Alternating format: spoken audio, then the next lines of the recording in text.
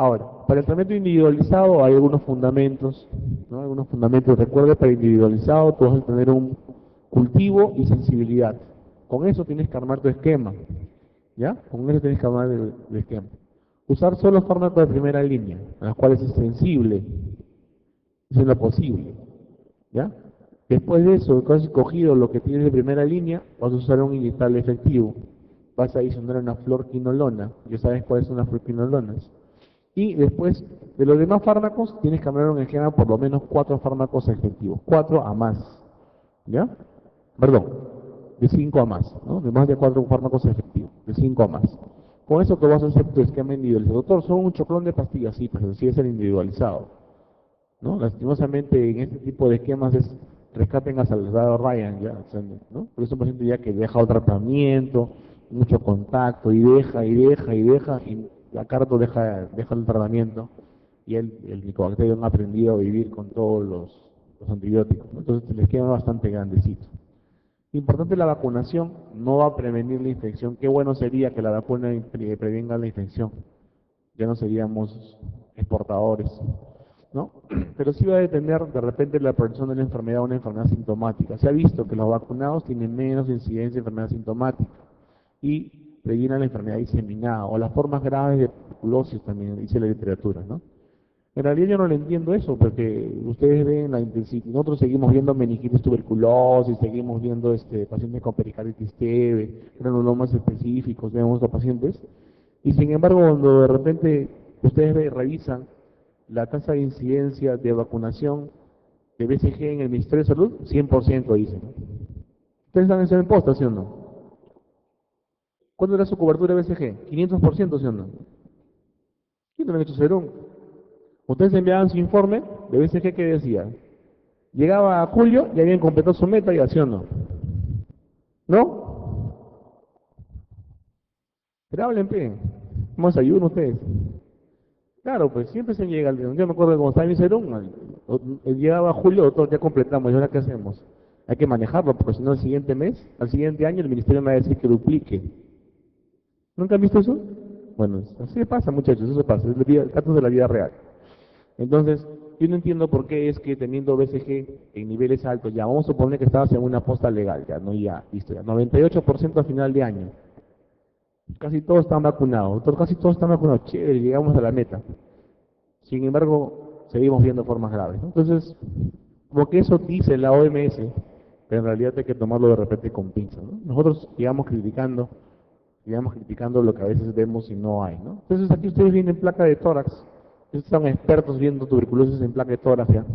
Oye, hay varias formas, ¿no? Una neumonía en lóbulo inferior, una parte secuelar, de repente nódulos pulmonares, no te olvides de esto, nódulos pulmonares, ¿no? O secuelas a nivel apical que son características en la enfermedad, llámese tuberculosis. Y otro complejo son micobacterias atípicas, y vamos a ver un poco sobre el Mycobacterium avium. Esta bacteria va a producir 3 tipos de síndromes generales. Uno de ellos es la enfermedad pulmonar, ¿no? Que es la que básicamente va a atacar inmunocompetentes, va a estar relacionada a un cuadro, puede estar relacionada a tuberculosis, ¿no? La tuberculosis por Mycobacterium tuberculoso puede estar relacionado a consumo de tabaco o presencia de EPOC, ¿ya? Presencia de EPOC.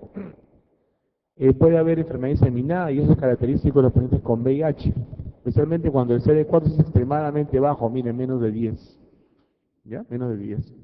O en niños puede producirse la disfaenitis cervical, ¿no? Que es más frecuente en niños menores de 3 años. La forma de entrada es vía inhalatoria, ¿ya? Inhalatoria. O puede haber por vía digestiva, ¿no? No va a ocurrir de persona a persona, está en el ambiente, está en el agua, en el suelo y en algunos animales, ¿no? De persona a persona no se ha reportado contagios de uno a otro. Es un bacilo no móvil, no va a formar esporas, es anaeróbico, también crece al igual que su primo hermano, crece lentamente, ¿no? 3 semanas para poder ver crecimiento. Y vamos a ver de repente un poco la naturaleza específica. Si tuviera esta placa, ¿qué hace decir? ¿Sí o no? Tóquenlo o no. No van a pensar. Mejor, digamos, infección por micobacterias, quedamos mejor, creo yo. Ingresa por vía inhalatoria y eso es con el transcurso, en el transcurso de meses y años el Mycobacterium va a ingresar y se va a quedar allí. Va a producir una lesión localizada, bien circunscrita, bien circunscrita. Recuerden que es un ejemplo de hipersensibilidad retardada, así que ahí se va a quedar, ¿sí? Puede comprometer discretamente la pleura, poliolitis granulomatosa, puede producir vía respiratoria, bronquitis, vasculitis, que es más raro, y neumonía intersticial. Va a haber tos, pérdida de peso, debilidad, fiebre, sudoración nocturna. Si ustedes ven un cuadro con esta placa, con este cuadro clínico, van a decir tuberculosis. Sin embargo, van a ver ustedes que el esquema de tratamiento es diferente. En la radiología, compromiso apical. Doctor, igualito que la TV. Hasta ahorita sí. Cavidad, 60% de los pacientes van a hacer cavidades, ¿no? El derrame pleural es raro. Doctor, o sea, que si tiene derrame pleural, es más probable que sea por tuberculosis, que cuando tiene tuberculosis. Sí, cierto. Eso es completamente cierto. Bueno, con el compromiso apical, tienen mucho cuidado. Ahora, también puede haber neumonitis por hipersensibilidad, que en realidad el cuadro clínico es completamente diferente y la característica que es un infiltrado intersticial difuso con eosinofilia. ¿Ya? En la neumonitis por hipersensibilidad, cualquier neumonitis por hipersensibilidad va a haber compromiso intersticial, es decir, va a haber hipoxemia con una placa radiológica no muy característica o por compromiso intersticial con eosinofilia, ¿no? Que es característica importante. En el caso de la enfermedad diseminada, puede ser vía inhalatoria o vía digestiva. ¿Ya? En el caso del paciente inmunosuprimido, en el caso por tuberculosis, la infección generalmente es por vía ingestión. Puede producir lesiones intestinales. Ustedes ven acá una lesión inflamatoria bastante característica frente a linfocitos, que es característica de que son por este tipo de micobacterias. Puede producir intussuscepción, y eso va a condicionar hemorragias digestivas o cuadros obstructivos, ¿no? Que es una característica del compromiso intestinal por este tipo de gérmenes. La diseminación, en este orden, por favor, hígado, vaso y médula ósea. Con el compromiso hepático se eleva la fosfatasa alcalina. Recuerda que, al igual que en tuberculosis, micobacteria tuberculoso, existe disociación bilirrubina-fosfatasa. Va a haber fiebre, baja de peso, sudoración nocturna y anemia. Anemia por compromiso intestinal con pérdidas, por pequeñas hemorragias no detectables. Puede haber dolor abdominal, diarrea, adenopatías abdominales, que acá lo vamos a ver por la ecografía, igual que hepatoesplenomegalia, lea moderada, ¿no? Que es lo que va a aparecer en la enfermedad diseminada. En caso de la linfadenitis, ves acá una lesión. En el caso de la linfadenitis, si es que existen linfadenitis cervicales o abdominales, se considera que la vía de infección ha sido digestiva, por digestión.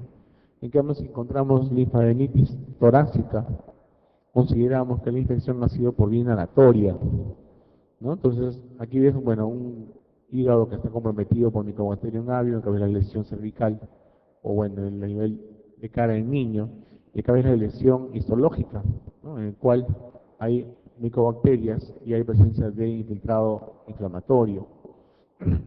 Va a haber granulomas sin caseificación. Eso también es importante. No caseifican, ¿sí?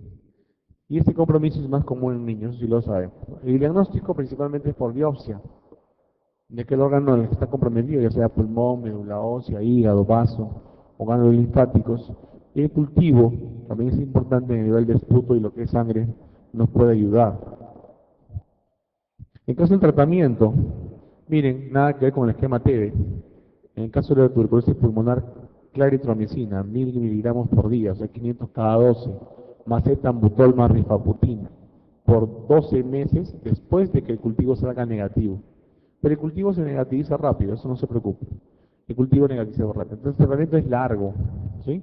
Pero no es con el esquema de TB, por eso es importante que ustedes lo tengan presente. En caso de la infección diseminada, el esquema es el mismo que la tuberculosis pulmonar, ¿sí? Y característicamente el hemocultivo va a negativizarse en 4 a 8 semanas, ¿no? Es de forma característica en la diseminada. En el caso de la linfadenitis, excisión quirúrgica nos ayuda es un coadyuvante al tratamiento del paciente, ¿sí? Y en caso de la manera preventiva, para los contactos, pueden dar acitromicina, 1200 miligramos por semana, especialmente en pacientes con VIH con CD4 menos de 50. Para suerte nuestra, en nuestro medio, aquí en Perú, autóctono y salvaje, Mycobacterium atípica es bastante raro, Entonces, a veces no consideramos esto en nuestro esquema de prevención en pacientes con VIH. Y vamos a ver la otra Mycobacterium, que es el Mycobacterium leprae, ¿no? Enfermedad bíblica. Es un gran positivo, no cultivable, es un bacilo ácido alcohol resistente también, ¿ya? Modo de transmisión es vía respiratoria, principalmente oral o nasal, pero vía respiratoria. En América Latina, la principal cantidad de casos han sido escritos a nivel del Brasil, no en nuestro medio.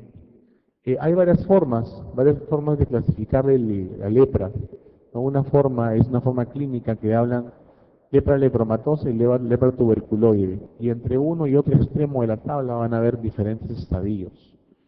La lepra lepromatosa, ¿no? Histológicamente se va a caracterizar porque tiene abundante cantidad de germen, pocos linfocitos y no va a formar granulomas.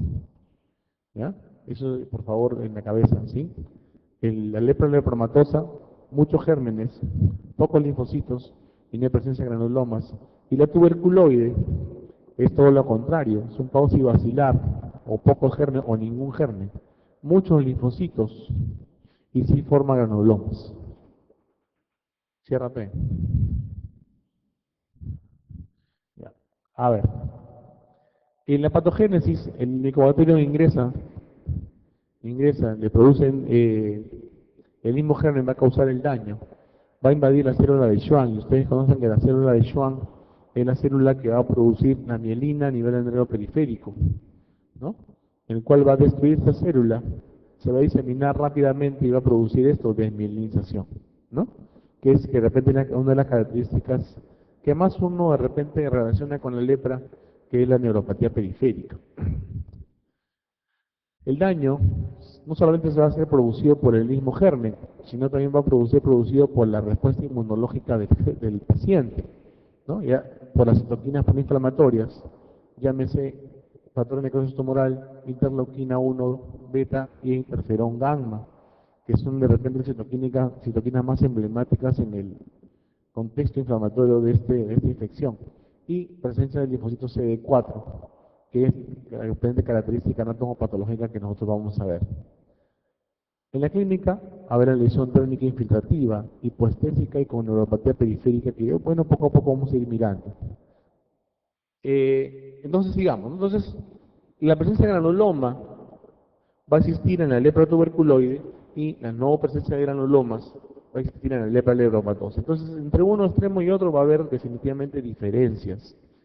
En la lepra tuberculoide o en la borderline, como quieren ustedes las lesiones en la piel, no va a haber molestias. En cambio, cuando ya está avanzada, ya recién se va a producir neuropatía periférica. Miren, es importante, es asimétrica y hay hipoestesia. En la lepra lepromatosa, lesiones térmicas infiltrativas extensas, hay neuropatía periférica evidente y puede haber deformidades secundarias por compromiso neuroperiférico. Mano en garra, por ejemplo, que es de repente una de las mayores características de la neuropatía periférica en lepra lepromatosa. Y son lesiones de difícil cura. Es infiltrativa, miren, simétrica. Acá decía asimétrica, acá decía simétrica. Y la sensibilidad puede estar conservada, ¿no? Puede haber compromiso simétrico en la borderline, puede haber compromiso simétrico, eso sí es cierto, y tendencia anular. Este cuadrito me clasifica lo que acabamos de ver, ¿sí? Lepra lepromatosa y tuberculoide y los borderline, y hay una clasificación que es de acuerdo a la OMS, y la OMS no lo clasifica en base a su lesión histopatológica, la OMS lo clasifica en base a la cantidad de lesiones, ¿sí? Le llama paucibacilar cuando existe de 1 a 5 lesiones cutáneas y multibacilar cuando existen más de 5 lesiones cutáneas. Y esto de acá se los digo porque es importante para el esquema de tratamiento. Este es un cuadrito en el cual va a confirmarles lo que les estaba comentando acerca de la diferencia de lesiones entre lepromatosa y tuberculoide. Ya lo habíamos conversado, ¿no? Las lesiones son numerosas en la lepromatosa. De repente, para agregarle a lo que hemos conversado en el cuadro anterior, es numerosa a nivel de lepra lepromatosa y son poquísimas a nivel de lepra tuberculoide. ¿Sí? Entonces acá entraría como multivacilar y acá sería como paucivacilar, ¿cierto? ¿Sí? Las lesiones son simétricas en la lepromatosa, eso ya habíamos conversado, y son básicamente asimétricas en el nivel de tuberculoide para complementar el cuadrito que habíamos conversado en el cuadro anterior. Histopatológicamente, en la lepromatosa hay mucha cantidad de bacilos, también lo hemos dicho. En el caso de la tuberculoide casi no hay bacilos. En el caso de la celularidad, en la lepromatosa hay macrófagos inactivos con pocos linfocitos, a diferencia de la tuberculoide, donde la cantidad de linfocitos son bastante grandes, ¿no? Y los macrófagos están activos. Dentro de la enfermedad van a haber algunas reacciones agudas, que no tienen que ver básicamente con la lesión, sino son de repente características clínicas que van en paralelo. Uno le llaman reactor reversa o tipo 1, el cual va a aparecer semanas a meses del tratamiento, en el cual puede haber eritema, algunas placas cutáneas y presencia de nódulos cutáneos, ya que es la característica de la reacción reversa tipo 1.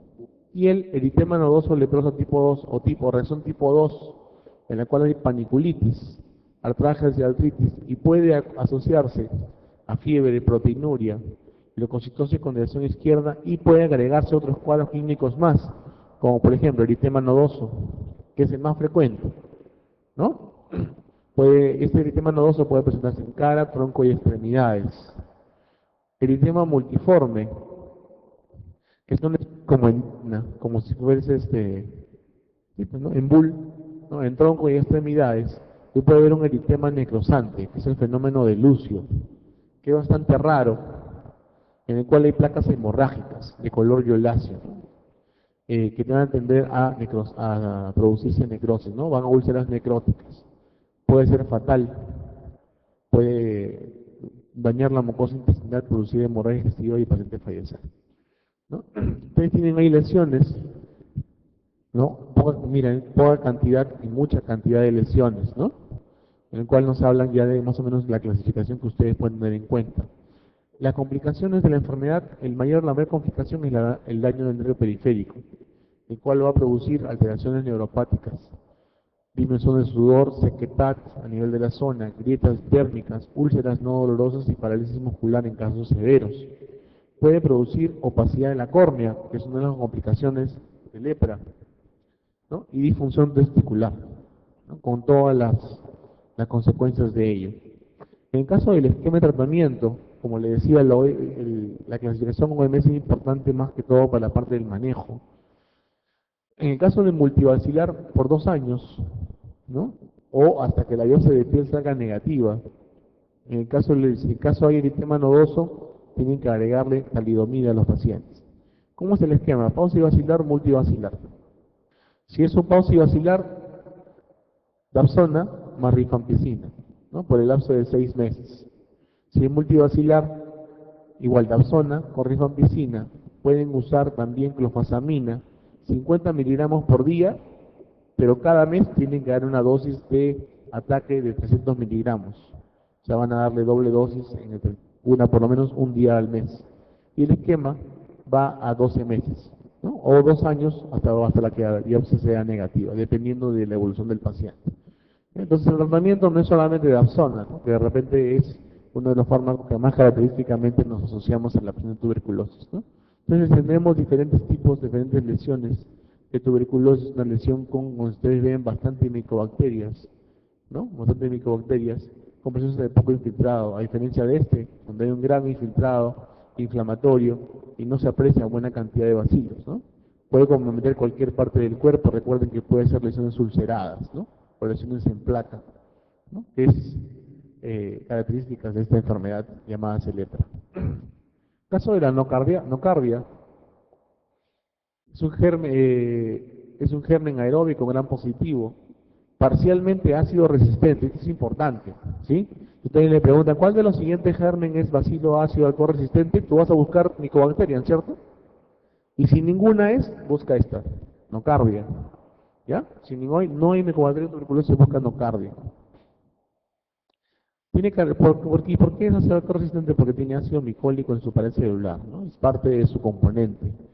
Es un saprofito, va a encontrarse en el suelo, materia orgánica, en el agua, ¿sí? La infección es por inoculación en piel, tejidos blandos, o a veces por vía inhalatoria.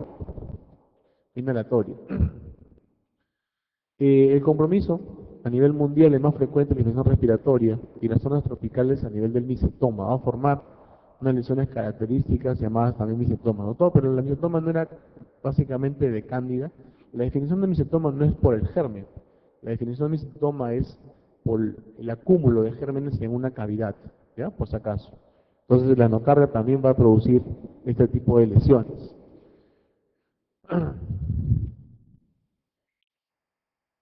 La infección es más frecuente en adultos y en pacientes varones que epidemiológicamente, ¿no? Entonces, el germen va a ingresar por donde, por la piel o tejidos blandos, va a producir una inflamación piógena, ¿sí?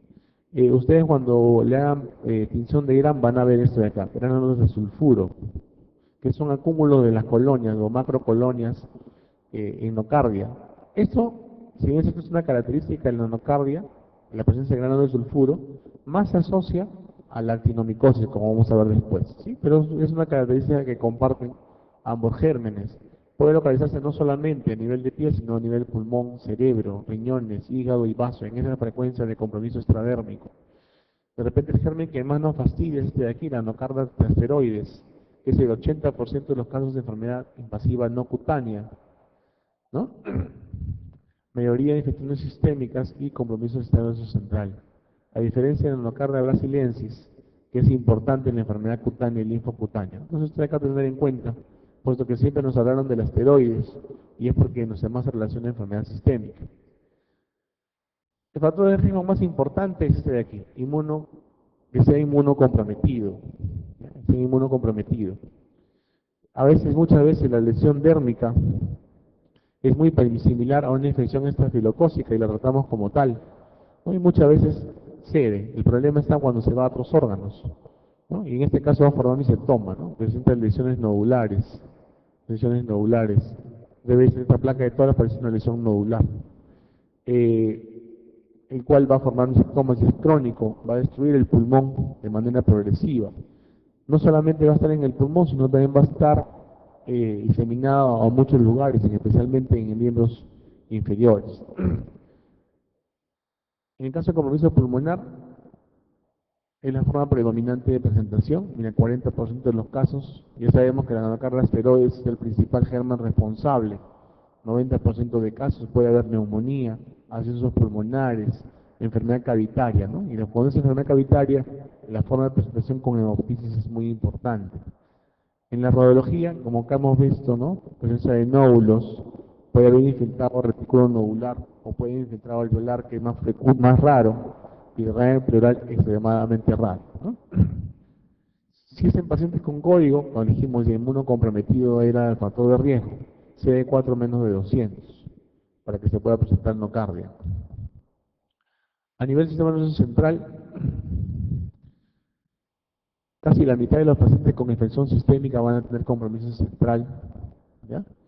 25% de casos que no hay misotoma están relacionados al sistema nervioso central. En este caso ustedes ven una lesión granulomatosa acá, ¿no? Una lesión focal a nivel del tejido cerebral. El compromiso es lento, es tan lento que ustedes van a pensar que puede ser inclusive una neoplasia. Ni siquiera subagudo, es lento, es crónico, ¿no? Y va a haber la sinología clínica por el efecto de masa. Ustedes ven una lesión acá, con diversación de línea media y colapso, ¿no? Del ventrículo, ¿no? Para que ustedes puedan apreciar ahí. En caso de las infecciones sistémicas, abscesos múltiples, no solamente cerebrales, ¿sí? Que es lo de repente lo más frecuente, la mortalidad es bastante alta, puede haber compromiso central o en los ojos, y en la piel ustedes ven este tipo de lesiones, ¿no? Características de infección sistémica a nivel de piel, bastante pequeña esta lesión, ¿no? Juzgar por el tamaño de los vellos alrededor, bastante pequeña. A nivel de tejido vasocutáneo, a nivel renal, articular, huesos y a nivel del corazón. No es tan frecuente, generalmente es a nivel pulmonar como habíamos conversado. Recuerden que es un bacilo ácido resistente, ustedes ven acá una distinción de Zinc-Nielsen, ¿no? En el cual ustedes ven aquí la presencia de enocardia de color rojito.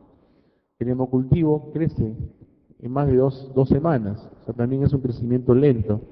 El tratamiento va a ser variable de 3 a 6 meses y inmunocomprometidos puede ser hasta 12 meses. Y el tratamiento es bien sencillo, sulfonamidas, ¿no? El cotrimoxazol es el esquema de tratamiento a dosis estándar, por el tiempo que ustedes ven ahí.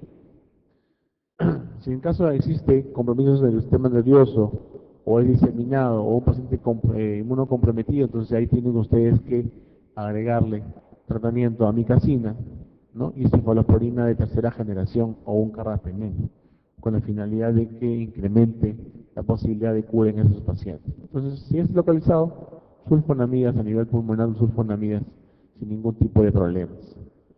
La actinomicosis, encontramos la actinomices, es una bacteria anaerobia ya, es gram positiva, no forma esporas, ¿no?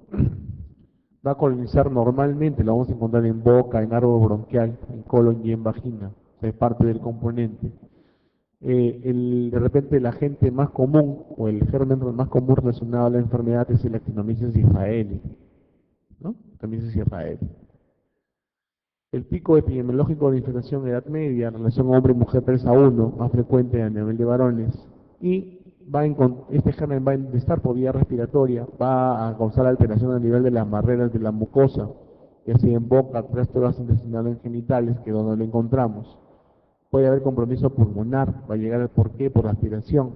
Al principio va a haber inflamación local, que es la reacción normal del huésped frente al individuo, y puede instalarse en el tejido y causar una fase crónica, ¿no? Donde hay lesiones fibróticas, densas, o pueden ser fluctuantes, o puede inclusive supurar, ¿no? Supuración central. Ahora, va a haber compromiso a nivel orocérvico-facial, más de la mitad de los casos, que es la localización más común, ¿no? Ustedes ven aquí una lesión característica. Se va a presentar una zona edematosa, puede formarse como un absceso o puede formarse como masa.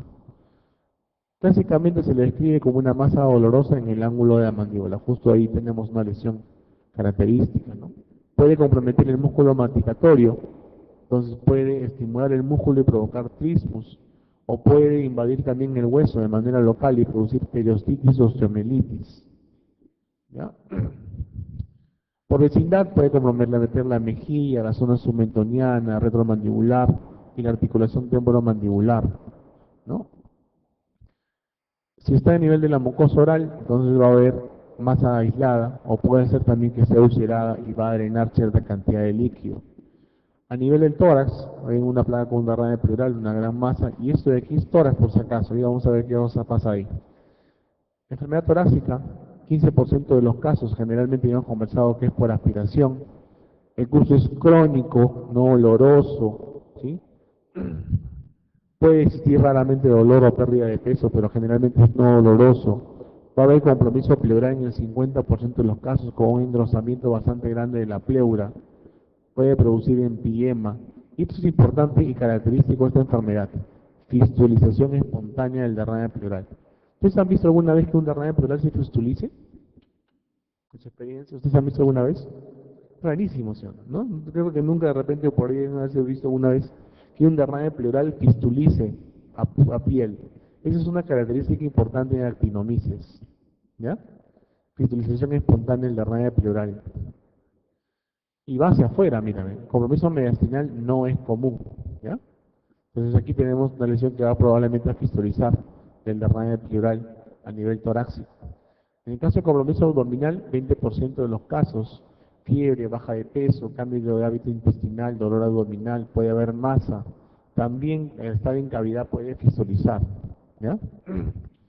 La apendicitis perforada, como ustedes recordarán al principio dijimos lesionada a nivel del sitio de entrada, es el factor predisponente más común, ¿ya? Puede haber una infección hepática también, 5% de los casos, ¿no? En general, ¿no? Y 16% en los casos que existe compromiso abdominal, ¿no? No se olviden, entonces una característica importante de la actinomicosis es que si compromete una serosa, la serosa fistuliza. Puede haber compromiso pélvico, relacionado también a la apendicitis o a enfermedad a nivel del recto. Existe, es importante, y esto lo describe en la relación de la actinomicosis por inserción de DIU, ¿no? De DIU. Puede haber fiebre, pérdida de peso, dolor abdominal, sangrado, descarga vaginal. Las formas más precoces, los cuadros clínicos asociados, endometritis, puede haber masa pélvica, o absceso tubo ovario, ¿no? A nivel extenso central es rarísimo. ¿Cómo llega? Vía hematógena.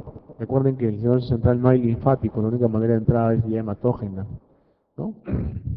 Puede ser extensión inclusive de la compromiso oral cervicofacial que habíamos conversado, ¿no? Y puede haber absceso cerebral, únicos o múltiples, pero es la forma más común, ¿sí? Y puede formar también inclusive tumor, ¿no? Entonces se llama actinomicetoma, ¿no? Que es el nombre de la lesión, ¿no? Como tal, como actinomicetoma puede producir cefalea y signos focales, aparte del cuadro general característico del absceso. Cuando dice músculo cutáneo o músculo esquelético, existe lesión ósea por compromiso blando adyacente, una gran lesión, ¿no? Una gran lesión, pero no se olviden de que habíamos conversado que el oral cervicofacial es la más frecuente, por lo tanto, la zona más común en la enfermedad musculoesquelética es los huesos de la cara, ¿no? Los huesos faciales o a nivel de la mandíbula. La enfermedad diseminada es más rara aún todavía, ¿no? De los serotipos de actinomicosis, el actinomyces meyeri es el que tiene mayor capacidad de diseminación y sus principales órganos son a nivel pulmonar y a nivel hepático. Tienen una lesión ulcerada bastante grande aquí por compromiso dérmico por actinomyces. El diagnóstico, ¿no? Es difícil, puesto que ya hemos conversado de que normalmente está en algunas mucosas, ¿no? Entonces a veces tenemos que diferenciar de que realmente sea por el germen o no. El gramicultivo nos puede ayudar, pero tenemos que pedirlo de manera expresa para que lo busquen de manera adecuada. El aislamiento va a demorar 2 a 4 semanas, hasta ahorita no hay diferencia. Y es importante demostrar esto a nivel de la muestra, dándonos de azufre. Hemos conversado de que en endocardia también existía esta propiedad, pero es más característica de la actinomyces, ¿no? Esta presencia de cristales de azufre a nivel de la muestra, ¿no? Una biopsia en la cual ustedes ven aquí el germen, ¿no? Y este de acá es una muestra de líquido chocolatado, rojizo, que es característico de los derrames en el caso de actinomyces. Tratamiento, penicilina, ¿no? Sencillo tratar. 18 a 24 millones vía parenteral 2 a 6 semanas, luego seguido de amoxicilina o penicilina vía oral por 6 a 12 meses. El tratamiento es larguísimo, ¿no? O pueden usar ustedes eritromicina o doxiciclina o clindamicina también por el mismo periodo de un año, ¿ya? El periodo de un año, como para un tratamiento. La peste es otra enfermedad histórica, ¿no? Es causada por un germen que es un bacilo gram negativo llamado Yersinia pestis, ¿no? Es una infección zoonótica en la cual este germen se va a encontrar a nivel de roedores, cerdos, pájaros o animales domésticos y algunos animales salvajes. Nosotros somos de casualidad, huéspedes incidentales. ¿Quién nos lo va a transmitir? La Xenophila chops, ¿ya? Por una picadura de pulga. Entonces el germen va a ser inoculado dentro de la piel de nuestros pacientes. El contacto con animales entonces es de repente el factor de riesgo más importante para la persona de esta enfermedad, ¿no? O de repente ustedes pueden inhalar el material contaminado, y esta de acá por favor tenganlo importante porque es de repente la forma más temible de la peste, y entre humanos a través de la tos, ¿no? Va a tener algunos síndromes, síndrome bubónico, que es el más conocido, septicemia, neumonías, compromiso faringio y meningio, que son los cuadros clínicos asociados a esta enfermedad. Y tenemos aquí, bueno, en su lámina no creo que se vea bien esto, es una lesión bastante grande a nivel inguinal, la peste bubónica, ¿no? Es la forma ganglionar de la enfermedad, es la forma más común, ¿no? Característicamente hay un periodo de enfermedad de incubación de 2 a 7 días, hay fiebre, escalofríos, cefalea y la presencia de esta gran tumoración que le llaman bubón. Generalmente, típicamente a nivel de la ingle, puede existir a nivel de la axila o puede ser a nivel del cuello, ¿no? Entonces, ya se imaginarán el diagnóstico diferencial, ¿no? Inclusive con T mismo puede ir, ¿no? Es tan grande esto de aquí que puede haber limitación funcional, ¿no? Bastante grande, ustedes ven aquí. Va a haber hepatosplenomegalia, ¿no? Y dolorosa en algunas ocasiones por compromiso del res, ¿no? La otra forma es la forma sistémica, en la cual hay multiplicación bacteriana intravascular, es decir, va a estar dentro del vaso sanguíneo, ¿no? Puede, al no ser que no haya linfadenopatías, el cultivo es positivo en casi 30% de los casos, y si es positivo es un indicador de mal pronóstico. La mortalidad de un tercio de pacientes es bastante grande, y hay lesiones purpúricas, así como lo que ustedes ven acá, ¿no? Por eso es que la peste le llamaban la peste negra, ¿no? O la muerte negra, ¿no? En la época histórica que daban las epidemias de esta enfermedad. La forma neumónica, le decía, es la complicación más temida. La entrada es por vía inhalatoria. Hay rápida progresión de la enfermedad con taquipnea, disnea, hipoxia, dolor torácico, hasta inclusive estremoptisis. Destruye el pulmón, básicamente, la yersinia. El espanto es purulento, inclusive llega a ser hemorrágico, ¿no? Puede dar neumonías en parches, cavitaciones, consolidación confluyente. Ustedes ven acá una lesión bilateral a nivel alveolar, ¿no? Bueno, la placa no nos dice nada en realidad, ¿no? Pero en los libros sí lo asocian a esta enfermedad en esta presentación de caso, ¿no? No se olviden, la forma más severa, la forma con alta mortalidad en peste es la forma neumónica, no es la bubónica ni la septicémica, es la neumónica.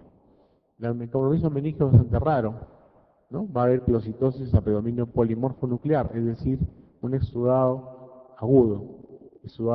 Y en el caso de la faringitis, compromiso faringio, compromiso faringio va a comprar compromiso a nivel de la amígdala, ¿no? Va a producir tonsillitis aguda local en esos pacientes. A nivel de laboratorio va a haber leucocitosis con neutrofilia, como cualquier germen que ingresa a nuestro organismo.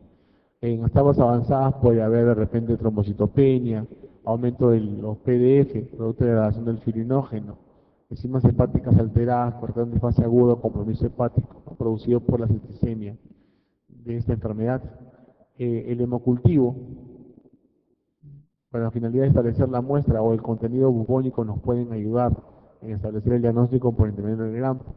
Y la hemoaglutinación como cero diagnóstico también nos ayuda, ¿no? Principalmente recuerden que el gold estándar de toda enfermedad infecciosa es el aislamiento del germen, ¿no? Entonces en esos tipos es importante. Tratamiento va a durar 10 días, ¿no?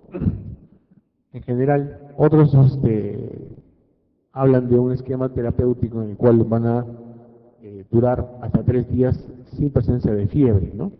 El tratamiento de elección es la estreptomicina, ¿no? Sin embargo, pueden usar gentamicina, pueden usar clorafenicol, otro tipo de antibióticos, pero la elección es estreptomicina.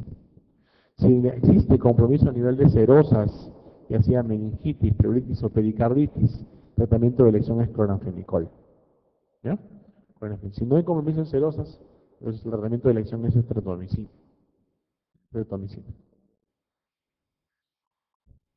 En caso de la profilaxis, pacientes expuestos, ya sea a fluidos, tejidos, o pulgas, o a otros pacientes, ¿sí? Y de repente en la elección, profilaxis de elección, usamos doxiciclina, ¿ya? Doxiciclina.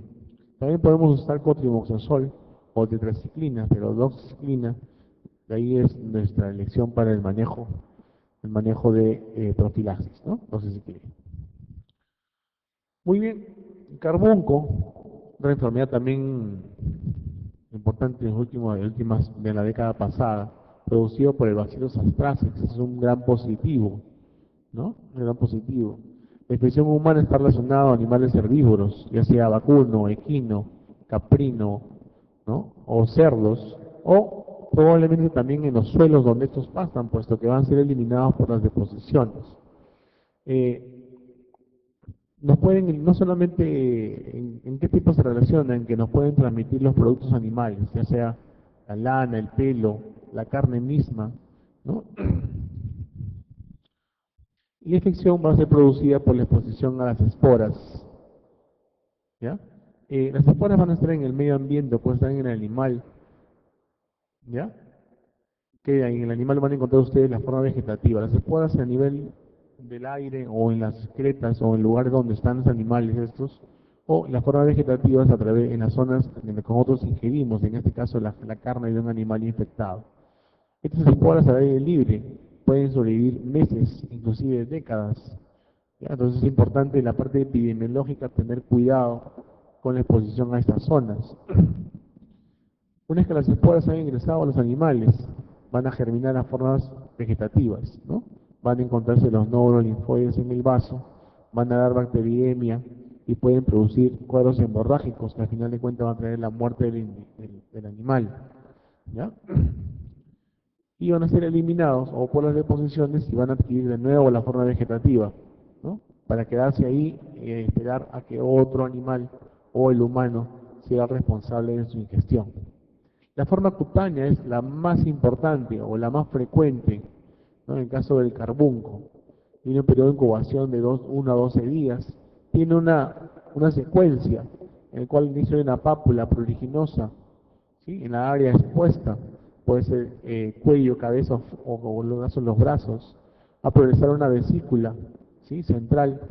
Después va a ser una lesión bulosa, va a ser como una especie de ampollita, con edema periférico. Lo que va a decir, y esa lesión va a progresar a una necrosis con hemorragia, ¿no? Que va a formar de repente la vesícula satélite, ¿no? A veces puede comprometer profundo el tejido subcutáneo, ¿no? Una gran procesión inflamatoria y comprometer a nivel muscular, ¿no?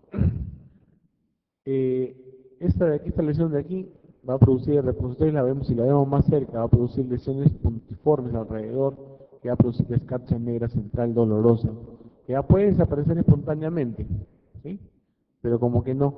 Y puede haber una resolución total en el lapso de 6 semanas, ¿no? Lesión característica.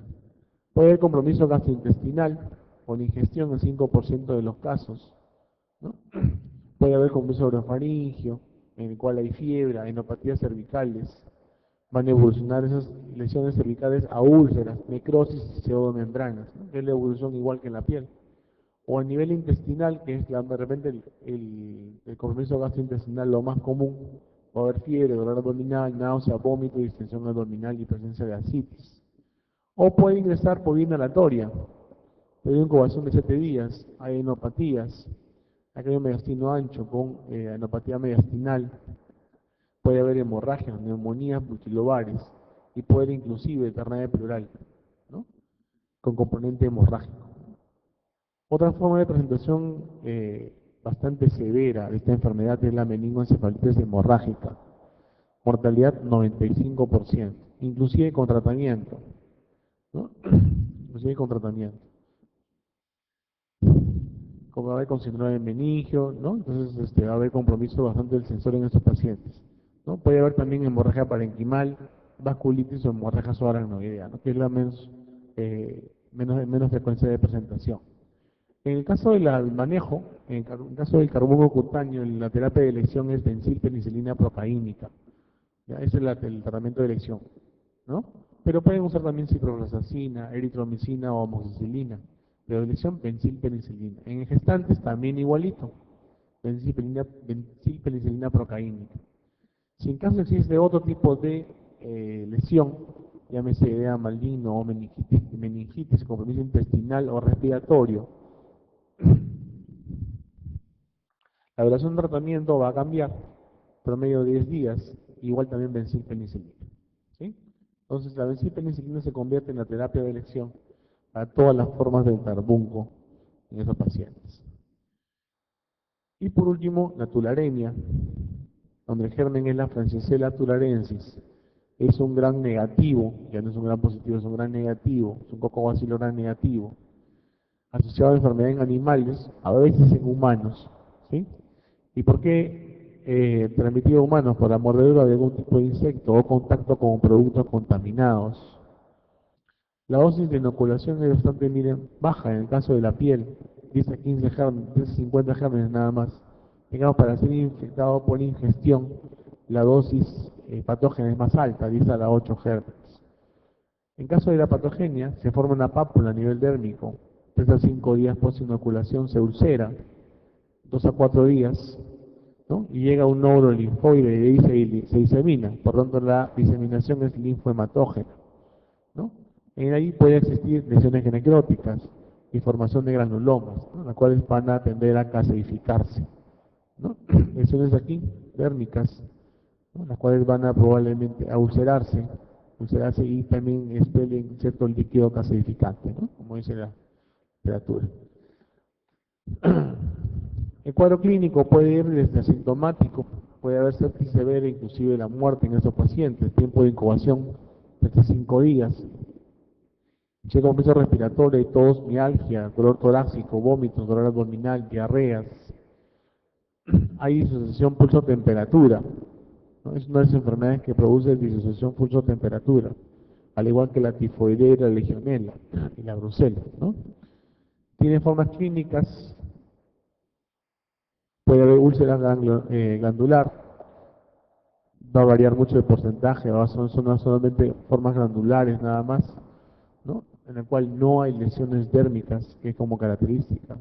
Puede ser compromiso ocular y glandular faríngeo, la forma tifoidea o tifoidal, ¿no? En el cual hay fiebre, no hay presencia de adenopatías y la forma neumónica, ¿no? Que también igual se presenta. Hay varias formas de presentación, ¿no? Usted ve una placa de tórax en el cual hay un infiltrado a nivel de, del pulmón del lado derecho, ¿no? La forma cualquiera de esas dos formas, la acompañada con adenopatía es la más frecuente. La localización generalmente es occipital o cervical en niños, que hemos visto en la foto anterior. Puede haber en inguinal, más frecuente en los adultos, ¿no? Y la complicación más frecuente es la supuración de la lesión linfática, ¿no? Que es lo más común, ¿no? Se ven aquí las lesiones, ¿no? A nivel de miembros, a nivel de la carita, en el cuello del paciente, ¿no? Diagnóstico, en el laboratorio vamos a encontrar leucocitos normales o pueden ser incrementados, ¿no? No hay características de uno y otro, puede haber trombocitopenia, hiponatremia, transaminasa alta, creatinquinasa alta, ¿se acuerdan por compromiso muscular, neoglobinuria, fiebre estéril, ¿no? La identificación es bastante difícil, a pesar de que sea una enfermedad secretante. Los estudios serológicos nos van a de repente ayudar en el caso de la tularemia. Tratamiento de lesión, estreptomicina por 7 días, ¿no? Y si no, gentamicina, ¿no? Que es un tratamiento alternativo. La lesión es estreptomicina.